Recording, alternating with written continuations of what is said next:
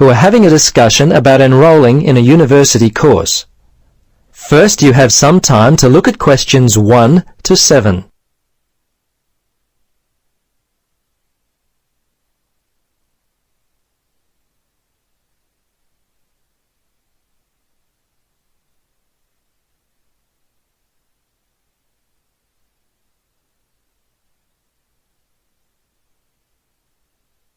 Now, listen carefully and answer questions 1 to 7. Registrar's office, this is Pam. Yes, hello. I'm calling about enrolling to study at the university. This is the right number? Yes, this is Mitchford University admissions. What would you like to know? Well, basically I need to know what I have to do to be enrolled as a student. You see, I'm currently studying education at another school. I've just finished my first year, but I'm not really enjoying it. I think I'm more interested in accounting. My dad teaches maths, so I thought it might be a good choice. Well, better than business anyway. Okay. Have you received a registration pack? No? How can I get one of those? Well, you've got to have one to register. You can enroll at the university at any time after you receive a registration pack. These are usually available from September for first-year and transferring students, and from November for returning students. On the basis of the information contained in the registration pack, you should attempt to make a firm choice about which courses to study before completing your form. I see. So I've only got a month to get my registration pack in. Can you send me one? Sure. If you are close to a high school, the registration pack and university prospectus are available from the Careers Advisor. Would that be helpful? Well, the closest school's too far away and I haven't got a car. Are there any other ways you can send it to me? Well, for prospective students who have already left school, the registration pack and prospectus are available from the university information line. But that might not be of help for you? No, not really. I'll tell you what. Why don't you give me your contact details and I'll send a pack out to you. At least that would be a start. Okay, sounds good. Right. Firstly, what's your name? Richard Dreyfus. That's Dreyfus. Your address there, Richard? Unit 12, 15 Sportsman Avenue. That's Sportsman, Mermaid Beach. 4554. And your telephone? Yes, I won't give you my home. Mobile's best. 0414. Hang on a minute, I don't call myself usually. I think it's 0414 658 339. Yes, that's it. Okay, now, do you have email? Yes, I do. It's Dreyfus, my last name, at igo. That's IGO.com. All lowercase letters, of course. Before you listen to the rest of the conversation, you have some time to look at questions 8 to 10.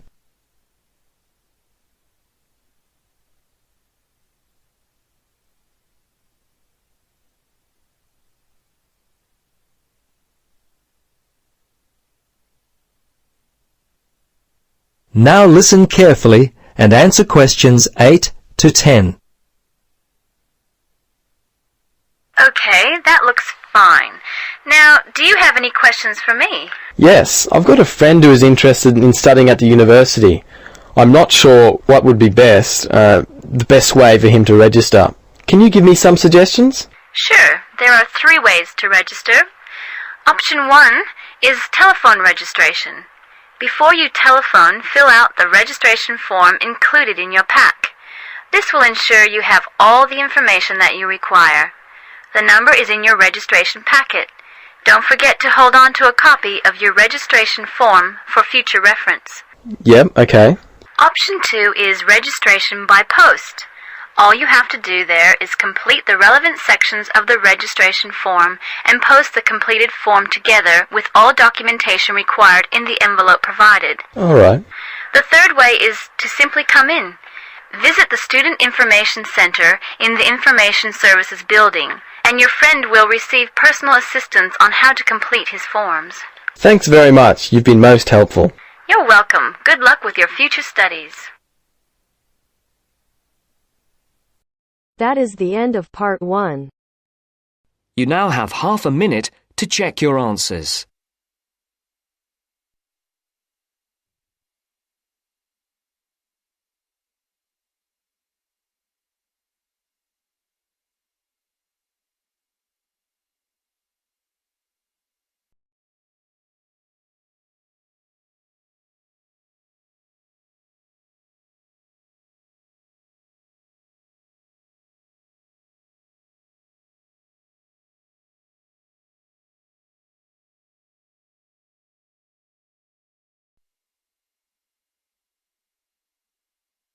Now turns to part 2.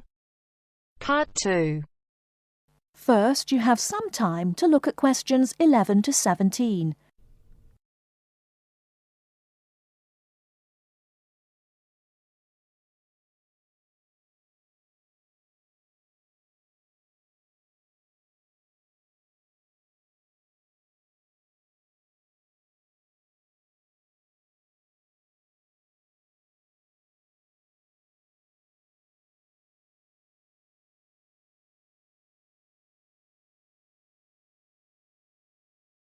Now, listen carefully and answer questions 11 to 17. Hello, and thanks everyone for coming here today. I know it's always a bit stressful going for a job interview, but it's best to be prepared. For any of you who may not know me, my name is Fiona Ogilvie, and my job is to offer guidance and support for students with special needs. Now, you wouldn't be here today if you weren't interested in finding a job in the holidays. So let's get down to it and see what things you need to be looking out for. Most of you, I hope, will be applying for jobs with the companies that have been recommended by the university. The reason for this is that we here at the university already know these companies and have established good working relationships with them. I've also been to visit all of them and checked out the facilities they have to offer. You really need to make informed choices when you're looking for a job and make sure you know before you even get to the interview stage that your needs will be met. But I know that some of you are applying for jobs independently and have looked at companies outside the university recommended list. So for you, it's best to plan ahead and be aware of what it is you may need while you're working.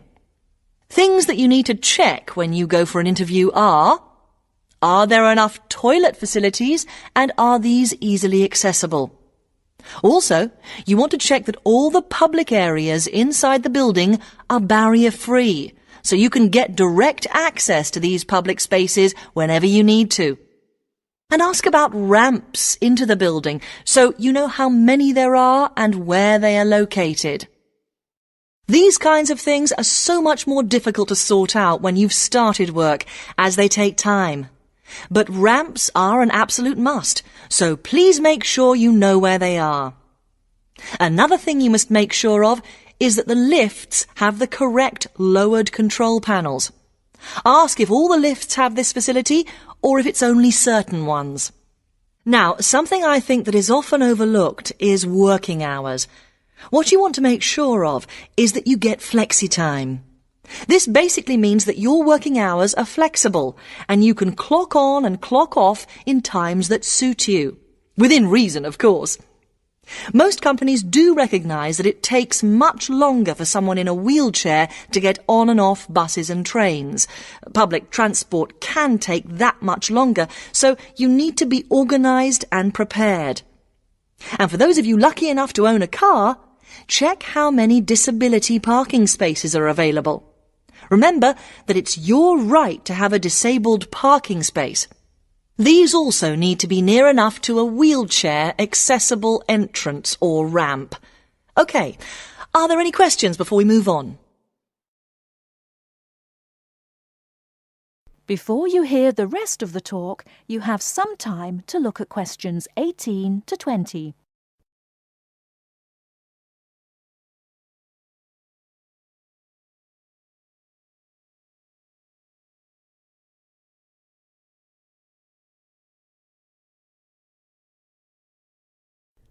Now listen and answer questions 18 to 20.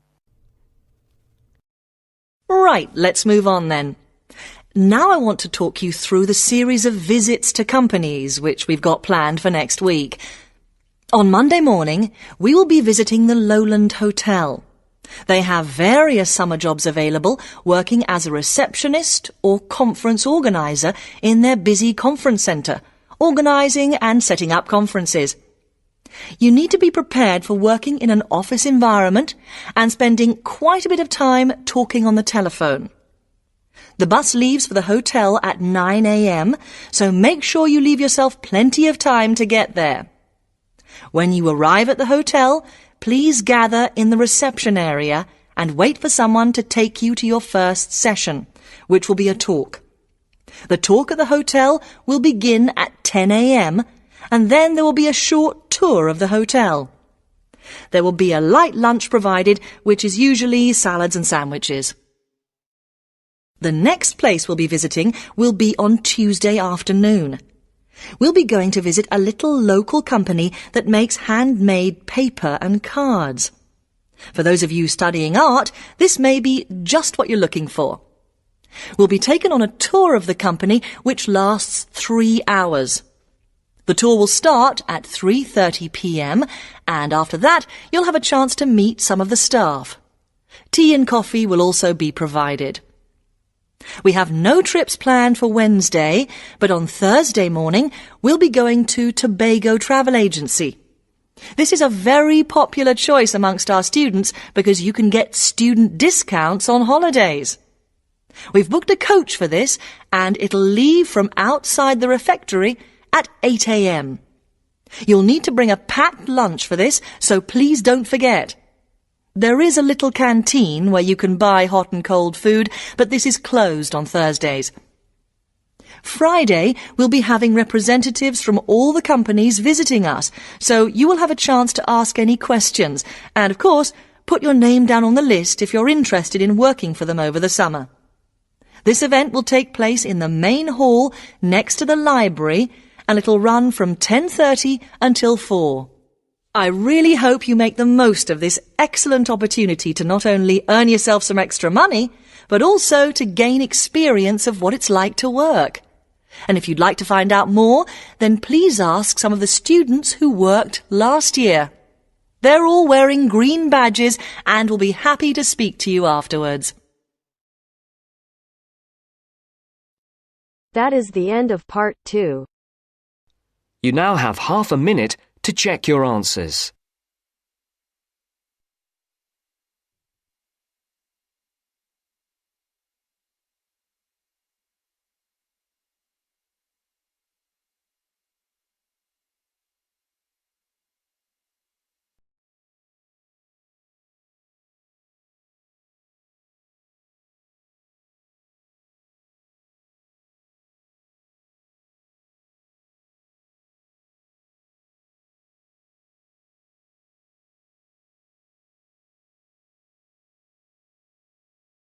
Now turns to part 3. Part 3. Hear an interview conducted by an interviewer Spiegel with the scientist Peter Piot, who discovered Ebola, a dangerous disease. Both of them are conversing about the disease and its origin. First, you have some time to look at questions 21 to 25.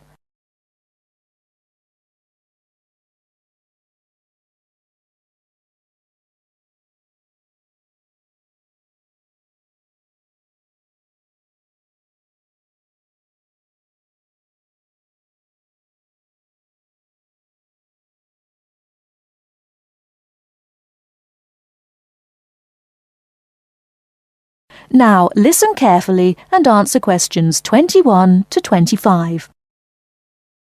Professor Piot, as a young scientist in Antwerp, you were part of the team that discovered the Ebola virus in 1976. Can you tell how did it happen? I still remember. Someday in September, a pilot from Sabina Airlines brought us a shiny blue thermos and a letter from a doctor in Kinshasa, in what was then Zara in the thermos. He wrote there was a blood sample from a Belgian nun who had recently fallen ill from a mysterious sickness in Yambuku, a remote village in the northern part of the country. He asked us to test the sample for yellow fever. These days, Ebola may only be researched in high-security laboratories. How did you protect yourself back then? We had no idea how dangerous the virus that we were dealing with was. And there were no high-security labs in Belgium back then. We just wore our white lab coats and protective gloves. When we opened the thermos, the ice inside had largely melted and one of the valves had broken. Blood and glass shards were floating in ice water. We fished the other, intact test tube out of the slop and began examining the blood for pathogens using the methods that were standard at the time. But the yellow fever virus apparently had nothing to do with the nun's illness. No, and the test for Lassa fever and typhoid fever were also negative. What then could be? Our hopes were dependent on being able to isolate the virus from the sample. To do so, we injected it into mice and other lab animals.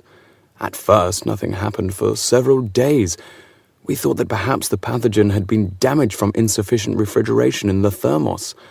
But then, one animal after the next began to die. We began to realize that the sample contained something quite deadly. But you continued. Other samples from the nun who had just died arrived from Kinshasa when we were just about able to begin examining the virus under the electron microscope. The World Health Organization entrusted us to send all of our samples to a high-security lab in England. But my boss at the time wanted to bring our work to a conclusion no matter what. He grabbed a vial containing virus material to examine it, but his hand was shaking and he dropped it on a colleague's foot. The vial shattered. My only thought was, oh shit! We immediately disinfected everything, and luckily our colleague was wearing thick leather shoes. Nothing happened to any of us. Before you hear the rest of the talk, you have some time to look at questions 26 to 30.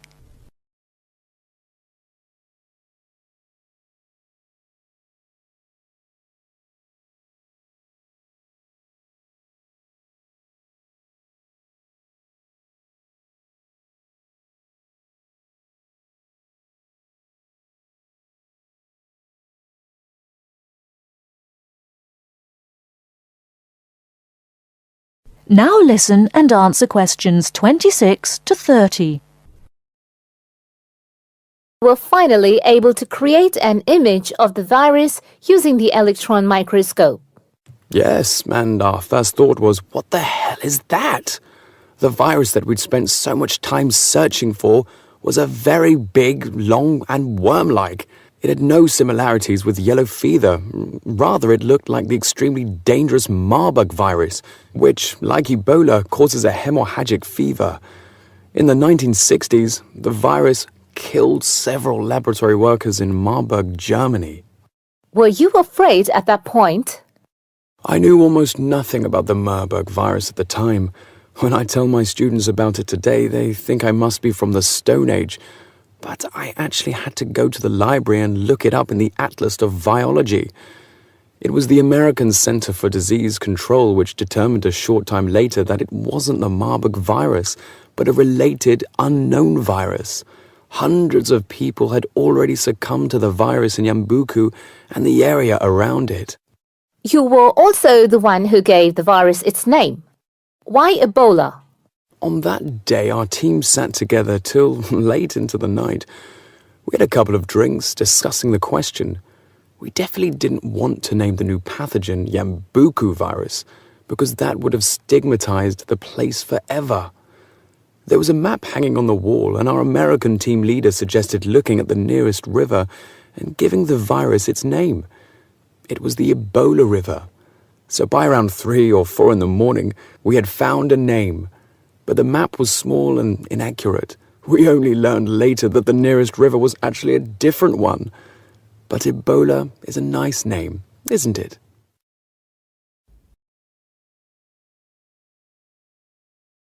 That is the end of part 3. You now have half a minute to check your answers.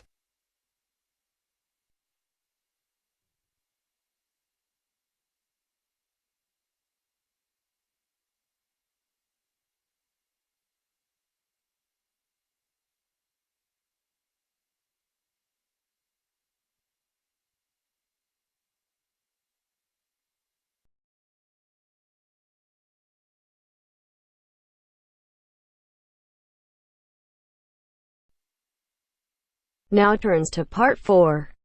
Part 4. Now listen to the second part of the lecture. As you listen, complete the notes below. First, you have some time to look at questions 31 to 40.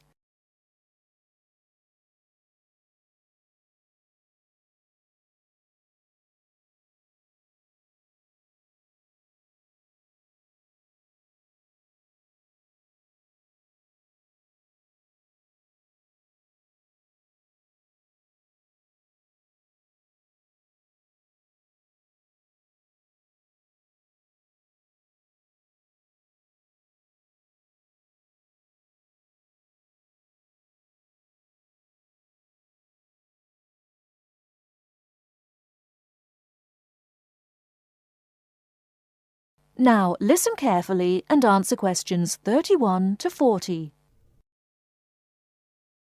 Now let's turn to shopping, which may interest you more.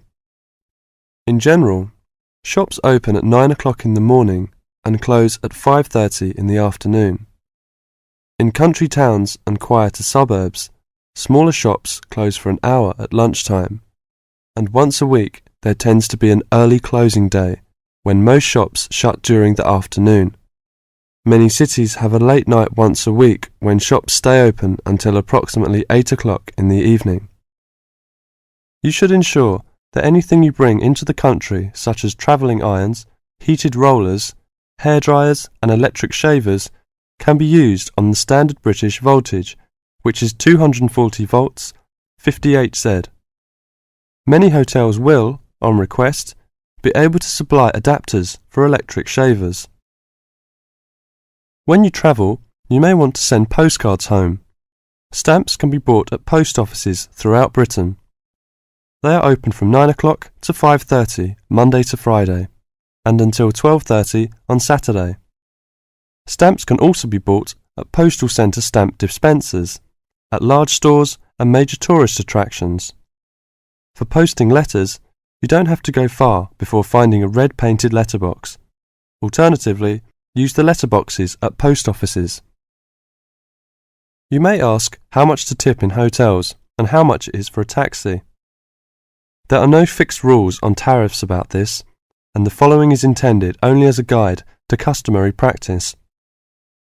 Most hotel bills include a service charge, usually 10 to 12%, but in some larger hotels 15%.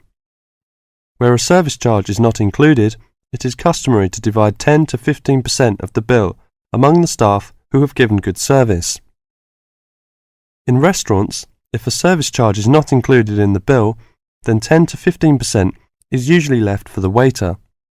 For porters, we usually give 30p to 50p per suitcase. For taxis, 10 to 15% of the fare. Hairdressers, £2 according to how much work they have done, plus 50p to the assistant who washed your hair. If you drive in Britain, you should remember to drive on the left and overtake on the right. The wearing of seatbelts is compulsory for the driver and front seat passengers. Now let's talk about full details of Britain's road regulations. A copy of the Highway Code can be obtained from offices of the Automobile Association, AA, or Royal Automobile Club, RAC, at most ports of entry.